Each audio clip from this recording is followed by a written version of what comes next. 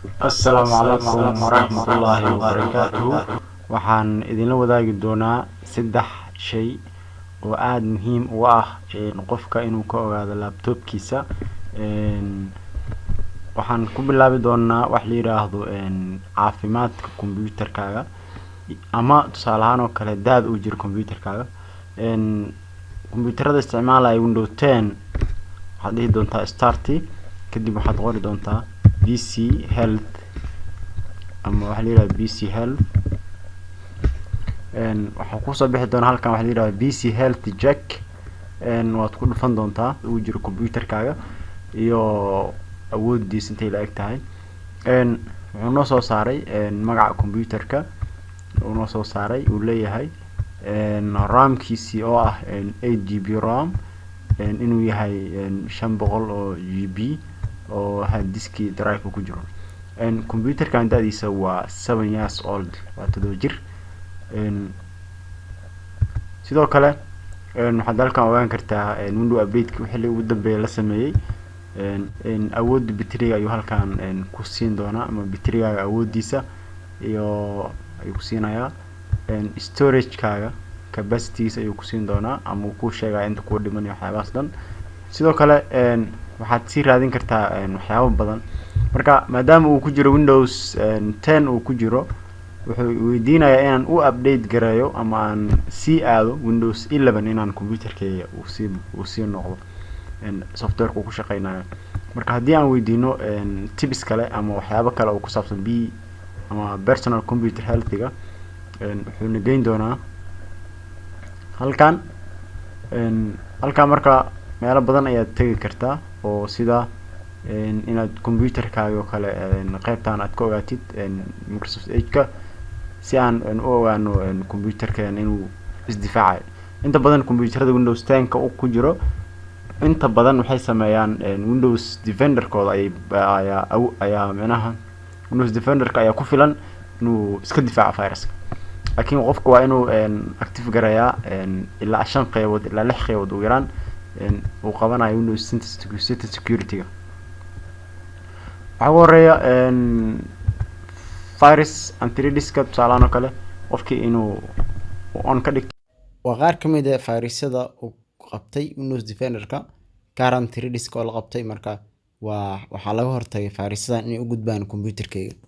si aan ugu dhigno virus anti protection inuu on ku yahay, salaalkan hadda idin ka qaado wuxuu leeyahay computerka wuxuu noqonayaa vulnerable ina real time protection ka jira message soo dhacay uu leeyahay virus protection ka ogolo. marka computerkayga muddo aan isticmaalayaa kuma aanu showin wax antivirus kuma aanu showin, laakiin inta badan waxaan update garayaa Windows Defender-ka update garayaa. that's why wuxuu isdifaacaya computerka isaga isdifaaci doona. kaas marka waa midka koowaad. kan labaad aan arki doono waxaa la yiraahdaa snipping. waxaa la yiraahdaa snipping tool. snipping tool-kan wuxuu isaga qabanayaa screenshot. wuxuu u dhigmaa screenshot-ka mobilada ayuu u dhigmaa. marka waa ran garaynaysaa option ayuu ku siinayaa. marka tusaale kale mode-ka ama nooca rabtid oo kale rectangular, free, adiga ma dooqanayso ku leeyahay waxyaabahaas inta second no delay option ka saaran. marka kale waxada marka qaadaysid screenshot-ka waxaad leedahay hadduu leeyahay new, kadib wuxuu ku leeyahay doonaa screenshot-ka qaad. marka waxaad qaadaysaa screenshot-ka halkaas aan ka qaadaya waa sii daynaya. marka sii dayo waa save garaynaa. marka waxaan leeyahay save button ama file inaan dhaho oo aan dhaho save inaan dhaho. marka save as kadib waxaan ku save garayn doonaa desktop-ka. waxaan u bixin doonaa new picture. waxaan leeyahay kadib marka save ayaan leeyahay.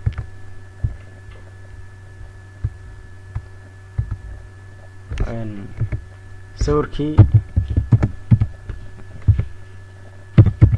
new picture oo save garaysan yahay waa kan desktop ku saaran yahay. file cushion-ka haddii aan furano waa kan halkan isaga.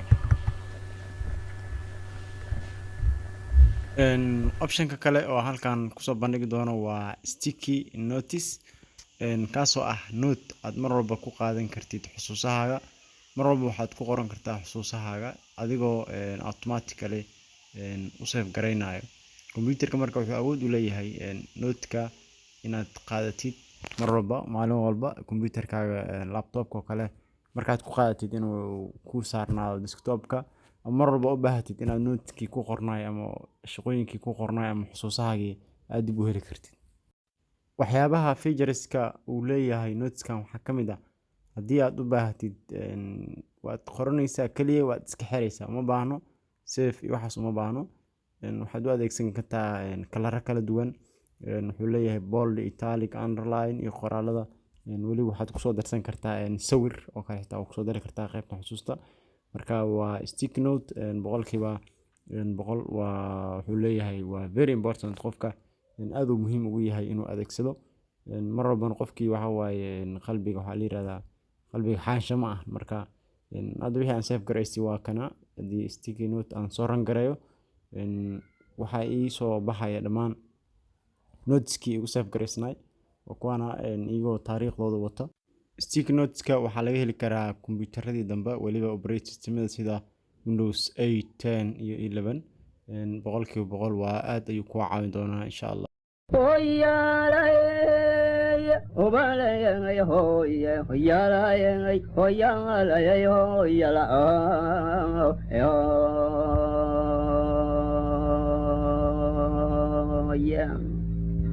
mudaba gabaygo wadiyan ka tegay mahadhadiise